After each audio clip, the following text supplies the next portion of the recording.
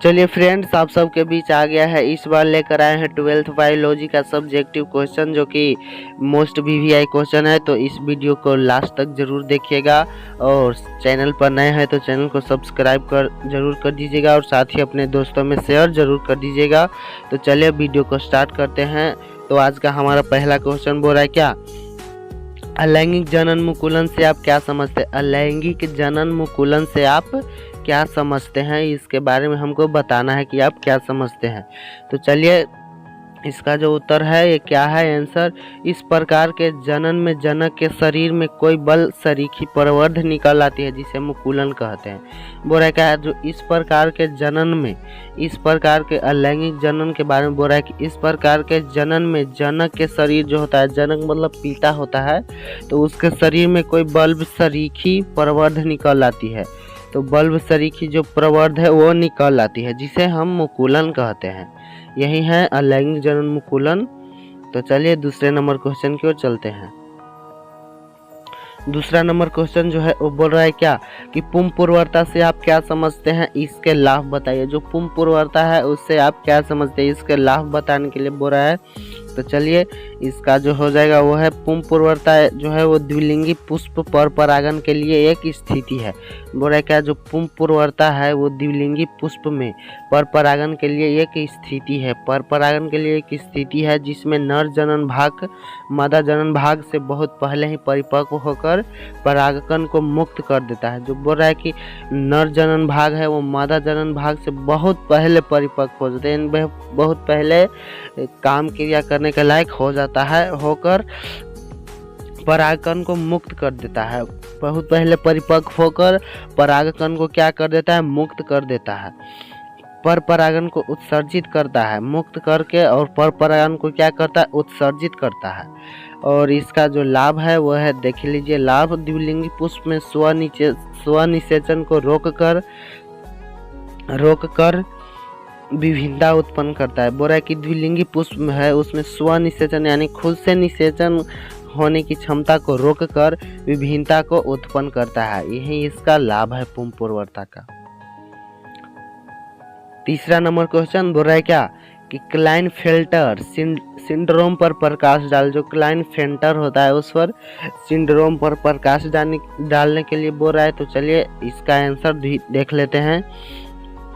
यह एक गुणसूत्रीय विकास है। यह जो है एक कैसा है, यह एक गुणसूत्रीय विकास है।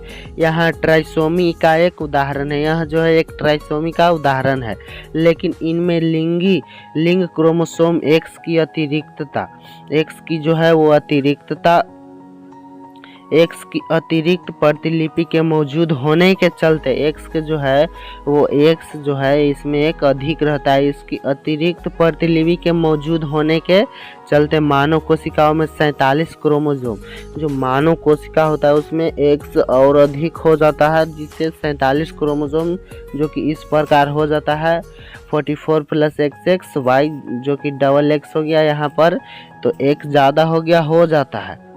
यह लक्षण पुरुषों में पाया जाता है जो देखने में सामान्य लगता है। यह जो लक्षण है वो कहाँ पाया जाता है, वो पुरुषों में पाया जाता है जो देखने में एकदम सामान्य लगता है।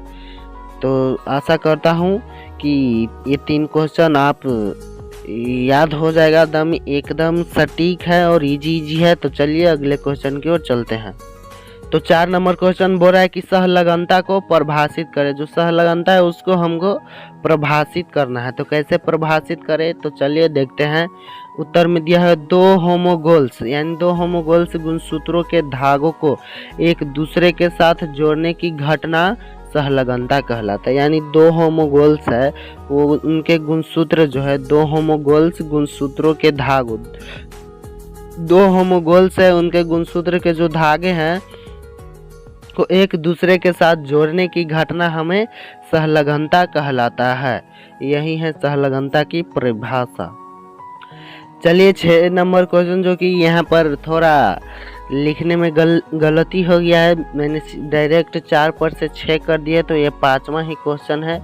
तो चलिए इससे आपको कोई दिक्कत नहीं होना चाहिए। तो 5वां नंबर क्वेश्चन जो बोला है क्या, अनुकूलन जो है वो क्या है, इसका वर्णन करना है। अनुकूलन का हमें वर्णन करना है। तो चलिए अनुकूलन का वर्णन करते हैं, जो कि इसका आंसर देखते हैं। यहाँ सफलतापूर्वक जीवित रहने तथा प्रजनन करने हेतु बोल रहा है क्या, यहाँ सफलतापूर्वक जीवित रहने तथा प्रजनन करने हेतु किसी जीवधारी का अपना वातावरण के अनुरूप ढालना ही अनुकूलन कहलाता है। बोल रहा है कि सफलतापूर्वक यानी कोई कठिनाई नहीं हो, एकदम आसानी से सफलतापूर्वक जीवित रहने तथा प्रजनन करने हेतु किसी जीवधारी जो जीवधारी रहता है उसका अपने वातावरण के अनुरूप, यानी जैसा वातावरण है, जैसे गर्मी है तो गर्मी के अनुरूप हम पंखा चलाते हैं, एसी चलाते हैं, कूलर ये सब चलाते हैं, उसके अनुरूप ढालना ही अनुकूलन कहलाता है। और ठंड में जो है वो स्वेटर ये सब पहनते हैं और आग की ओर हम ज़्यादा आकर्षित होते हैं। तो यही बोल रहा है कि अपने वातावरण के अनुरूप ढलना ही अनुकूलन कहलाता है। परंतु अनुकूलता का प्रयोग किसी ऐसे लक्षण के लिए भी किया जाता है जो कि उसी जीवधारी को अपने पर्यावरण के अनुकूलन बढ़ाने में मदद कर रहा है। बोल रहा है क्या कि परंतु जो है वो अनुकूलता का प्रयोग किसी ऐसे लक्षण के लिए भी किया जाता है जो कि उसी जीवधारी को अपने पर्यावरण, जो वही जीवधारी है उसी को अपने पर्यावरण के अनुकूलन बढ़ाने में मदद करता है। जो जीवधारी है उसी पर्यावरण को अनुकूलन बढ़ाने में मदद करता है, यही है अनुकूलन। तो चलिए 7वें नंबर क्वेश्चन की ओर चलते हैं। 7 नंबर क्वेश्चन जो है बोल रहा है क्या 7 नहीं 6 ही होगा। मैंने पहले ही बोल दिया है कि गलत लिख दिए हैं। तो चलिए बोल रहा है क्या अनुवांशिक कोड के गुण या विशेषताएं बताएं। अनुवांशिक कोड जो है इसके गुण या और विशेषताएं बताने हैं। तो चलिए बताते हैं। तो अनुवांशिक कोड के गुण या विशेषताएं निम्नलिखित है। जो निम्नलिखित है वो ऐसे है इसका कोड और विशेषताएं। तो चलिए क्या क्या है। प्रत्येक अमीनो अम्ल के लिए कम से कम एक त्रिक कोडोन होता है। बोला कि प्रत्येक जो है अमीनो अम्ल के लिए कम से कम कितने त्रिक कोडोन होता है, तो 3 एक त्रिक कोडोन होता है। तो ये हमारा पहला हो गया। दूसरा बोला क्या कोड जो है वो सार्वत्रिक होता है, अर्थात सभी जीवधारियों में एक समान होता है। कोड कैसा होता है, वो सार्वत्रिक यानी सभी जीवधारियों में कैसा होता है, एक समान होता है। तीसरा क्या बोल रहा है कि कोड अपहलासित होता है, अर्थात एक ही अमीनो अम्ल के लिए एक से ज़्यादा कोडोन हो सकता है। बोल रहा है कि कोड जो है वो कैसा होता है, वो होता है अपहलासित होता है, अर्थात एक ही अमीनो अम्ल के लिए एक से ज़्यादा कोडोन हो सकता है। 8वां नंबर क्वेश्चन बोल रहा है कि मलेरिया जो है वो क्या है, इसका लक्षण तथा उपचार को लिखना है। मलेरिया के लक्षण तथा उपचार को लिखना है कि हम कैसे जानेंगे कि हमें मलेरिया हुआ है या नहीं। तो चलिए इसका उत्तर जो है वो देख लेते हैं। क्या है कि मलेरिया जवर मलेरिया परजीवी प्लाज्मोडियम से उत्पन्न होता है। जो मलेरिया है वो जवर मलेरिया और परजीवी प्लाज्मोडियम से उत्पन्न होता है। और इसके जो लक्षण है वो है क्या, कंपन के साथ बुखार। कंपन यानी हमारा जो शरीर है वो थरथराते रहेगा, उसके साथ बुखार रहेगा, सर में दर्द रहेगा और पेशियों में दर्द रहेगा। रोगी को 48 घंटे के अंतराल पर तेज बुखार का आना, यानी 48 घंटे के अंदर जो है 48 घंटे के अंतराल पर जो है वो तेज बुखार आ जाएगा। यही मलेरिया का लक्षण है।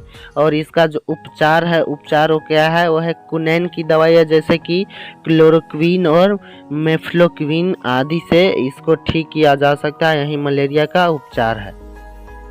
तो चलिए यहाँ पर 8 नंबर क्वेश्चन आ चुका है। बोल रहा है क्या कि क्रमिक विकास क्या है। जो क्रमिक विकास है वो क्या है, इसके बारे में बताना है।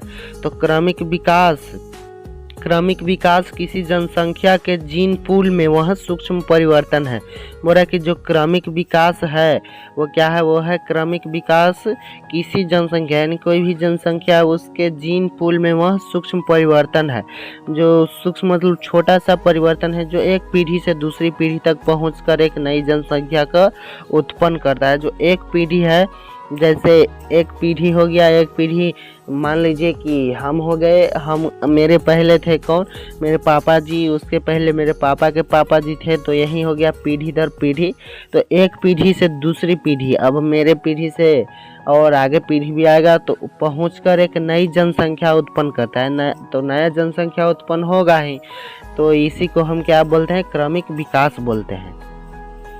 चलिए 9 नंबर क्वेश्चन जो बोल रहा है क्या कि वायु परागित पुष्प के अनुकूलन बताना है। वायु परागित जो पुष्प होते हैं उसके अनुकूलन के बारे में बताना है, तो वो कैसे होते हैं, तो चलिए देख लेते हैं।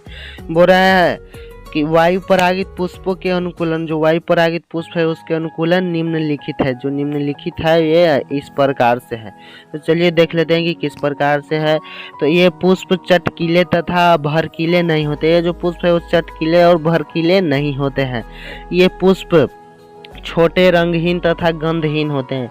ये पुष्प जो है वो इसमें कोई कलर नहीं रहेगा, जैसे रंगहीन लाल, पीला और गुलाब ये सब नहीं रहेगा। और ये जो है वो गंधहीन होते हैं, जो सुगंध देता है वो भी नहीं देता है ऐसे पुष्प जो वायु परागित में होते हैं। और ये जो पुष्प है वो हल्के तथा चिकने होते हैं। वायु परागित पुष्प जो है वो हल्के तथा चिकने होते हैं। तो यही है वायु परागित पुष्प के अनुकूलन। चलिए अगले नंबर क्वेश्चन की ओर चलते हैं। तो चलिए आज का हमारा लास्ट क्वेश्चन आ चुका है। अभी तक आपने वीडियो को शेयर नहीं किया तो शेयर जरूर कर दीजिएगा और लाइक जरूर कर दीजिएगा, और साथ ही चैनल पर नए हैं तो सब्सक्राइब भी जरूर कर दीजिएगा, अपने दोस्तों में शेयर जरूर कर दीजिएगा। तो चलिए आज का हमारा लास्ट क्वेश्चन जो है बोल रहा है क्या कि शुक्राणु जनन एवं वीर्य सेचन की परिभाषा लिखे। शुक्राणु जनन और वीर्य सेचन की हमें परिभाषा लिखना है। तो चलिए पहले शुक्राणु जनन देख लेते हैं, इसका परिभाषा देख लेते हैं। तो शुक्राणु जनन जो है वो क्या है, वृषण में शुक्राणु जनन निर्माण की प्रक्रिया शुक्राणु जनन कहते हैं। जो वृषण में होता है, वृषण में क्या होता है, शुक्राणु जनन निर्माण की प्रक्रिया होता है, उसी को क्या कहते हैं, उसी को शुक्राणु जनन कहते हैं। तो ये हो गया शुक्राणु जनन। अब हो गया क्या, वीर्य सेचन की हमें परिभाषा देना है वीर्य सेचन की। तो वीर्य सेचन क्या है, तो शुक्राणु जनन के पश्चात, जो शुक्राणु जनन के पश्चात है, शुक्राणु जो है वो शीर्ष, शुक्राणु का जो शीर्ष है वो सर्टोली कोशिकाओं में अंतःस्थापित हो जाता है। जो शुक्राणु का शीर्ष है वो कहाँ हो जाता है, अंतःस्थापित सर्टोली कोशिकाओं में। और अंत में किसी प्रक्रिया द्वारा शुक्राणु जनन नलिकाओं से मोचित यानी रिलीज होकर, जैसे कोई सिनेमा रिलीज होता है ना न्यू, उसी प्रकार नया प्रकार से नलिकाओं में रिलीज होता है यानी मोचित होता है। इस प्रक्रिया को हम वीर्य सेचन कहते हैं। इस प्रक्रिया को हम क्या कहते हैं, वीर्य सेचन कहते हैं। तो चलिए आज का हमारा यही तक है क्वेश्चन आंसर, और अगले वीडियो में देखते हैं। ये जितना भी क्वेश्चन है ये सब मोस्ट वीविया इम्पोर्टेंट क्वेश्चन है, तो अपने दोस्तों में शेयर जरूर कर दीजिएगा, और साथ ही चैनल पर नए हैं तो चैनल को सब्सक्राइब भी जरूर कर दीजिएगा। मिलते हैं अगले वीडियो में, तब तक बाय बाय। मस्त रहिए, स्वस्थ रहिए, हंसते रहिए, खेलते रहिए, पढ़ते रहिए। तो चलिए मिलते हैं अगले वीडियो में।